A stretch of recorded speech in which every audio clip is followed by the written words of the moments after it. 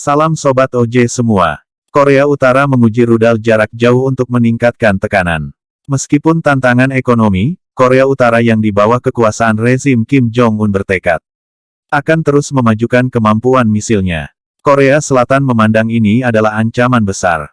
Ini adalah kesalahan bagi pembuat kebijakan internasional untuk berpikir bahwa ancaman rudal Korea Utara tidak dapat diabaikan. Sedangkan dunia sibuk berurusan dengan pandemi dan invasi Rusia ke Ukraina. Korea Utara mungkin telah menembakkan rudal balistik antar benua terbesarnya ke laut. Meningkatkan taruhan dalam kampanye tekanan yang bertujuan memaksa AS dan saingan lainnya untuk menerimanya sebagai kekuatan nuklir dan menghapus sanksi yang melumpuhkan negaranya. Korea Utara melakukan uji coba rudal balistik antar benua terbesar namun terbesarnya ke arah Korea Selatan. Tekanan yang bertujuan memaksa AS dan saingan lainnya untuk menerimanya sebagai tenaga nuklir dan menghapus sanksi yang melumpuhkan Korea Utara. Peluncuran itu yang memperpanjang rentetan uji senjata Korea Utara tahun ini. Dan itu dilakukan setelah militer AS dan Korea Selatan mengatakan negara itu sedang mempersiapkan penerbangan ICBM besar baru yang pertama kali diluncurkan pada Oktober tahun 2020. Militer Korea Selatan menanggapi dengan latihan tembakan langsung dari rudalnya sendiri yang diluncurkan dari kendaraan darat, kapal dan pesawat. Dikatakan pihaknya mengkonfirmasi kesiapan untuk melakukan serangan presisi terhadap titik peluncuran rudal Korea Utara serta fasilitas komando dan dukungannya. Reaksi Korea Selatan menggarisbawahi dimulainya kembali ketegangan antar Korea karena negosiasi nuklir tetap dibekukan. Rudal ICBM yang ditembakkan dari daerah Sunan dekat ibu kota Pyongyang menempuh jarak 1080 km atau 671 mil saat mencapai ketinggian.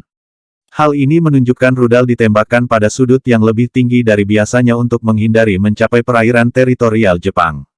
Deputi Menteri Pertahanan Jepang Makoto Oniki juga mengatakan rincian penerbangan menyarankan jenis ICBM baru tiba di Belgia untuk pertemuan puncak kelompok 7. Perdana Menteri Fumio Kishida mengatakan bahwa rudal itu kemungkinan mendarat di dekat perairan teritorial Jepang di lepas pantai utara Pulau Hokkaido.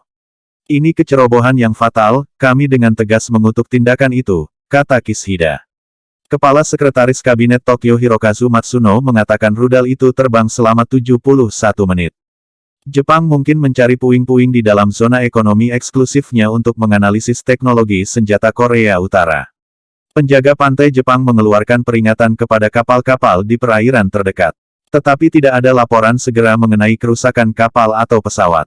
Presiden Korea Selatan Moon Jae-in mengadakan pertemuan darurat Dewan Keamanan Nasional di mana dia mengkritik pemimpin Korea Utara Kim Jong-un karena melanggar moratorium yang dipaksakan sendiri pada tes ICBM dan menimbulkan ancaman serius bagi kawasan dan komunitas internasional yang lebih luas.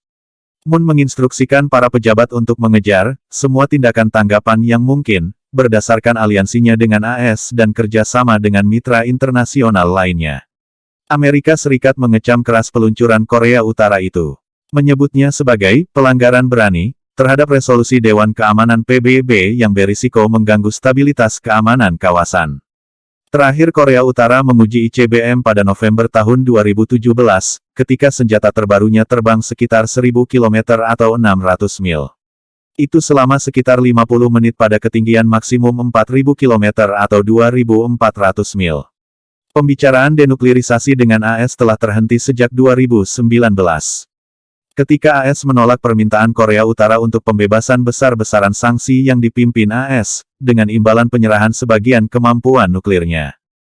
Kim memimpin pertemuan Partai Buruh yang berkuasa pada tanggal 19 Januari. Di mana anggota Politbiro mengeluarkan ancaman terselubung untuk mengakhiri moratorium ICBM-nya, dengan alasan permusuhan AS.